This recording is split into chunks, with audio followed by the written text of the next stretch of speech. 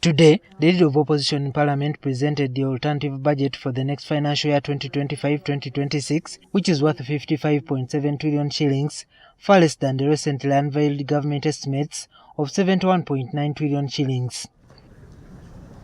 The opposition MPs attended the event as well as civil society activists, with NUP Party President Robert Kyagulanyi, with the budget themed to combat corruption, the sure way to effective service delivery. Debt servicing obligations consume a substantial portion of our national budget, with 21.61 trillion shillings allocated to treasury operations in financial year 2025-2026. Commitment fees on unused loans alone have cost the country 469.8 billion shillings. Imagine that. Ssenyonyi says that the economic outlook remains uncertain with high cost of debt servicing, leaving little investments which has limited progress. Consistent fiscal indiscipline, excessive borrowing and corruption have put immense pressure on our economy. The high cost of debt servicing, which consumes over 30% of our budget, has left little room for investment in critical sectors. Inflation remains a huge concern, with rising prices of essential commodities such as food, fuel, and healthcare.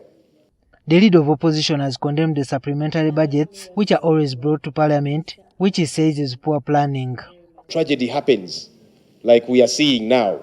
Floods in different parts of the country, here in Kampala, in Kasese. Previously, we had the challenge in Bududa and elsewhere.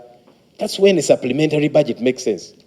But sometimes they bring to us a supplementary budget, including salaries for civil servants. He is also concerned with the classified expenditures allocated to State House, which is becoming challenging to the taxpayers' money. 188% budget increments for classified expenditures. Now, every country ought to have a classified budget, but ours is ridiculously unexplainable. It keeps growing by the day, and you cannot justify it. And that's why we're saying that's the channel of corruption.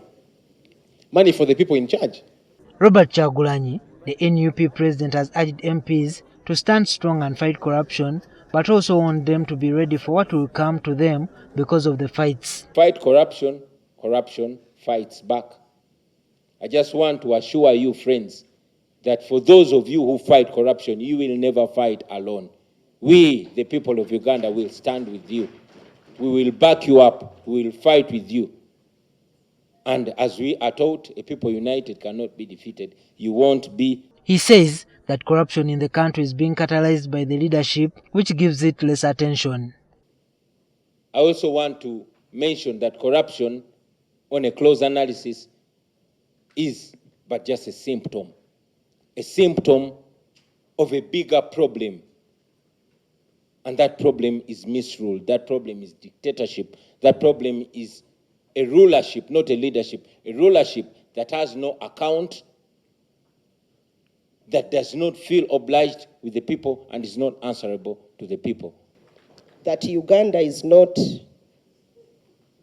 a poor country, and for Ugandans to understand that corruption has devastating effects on human capital development.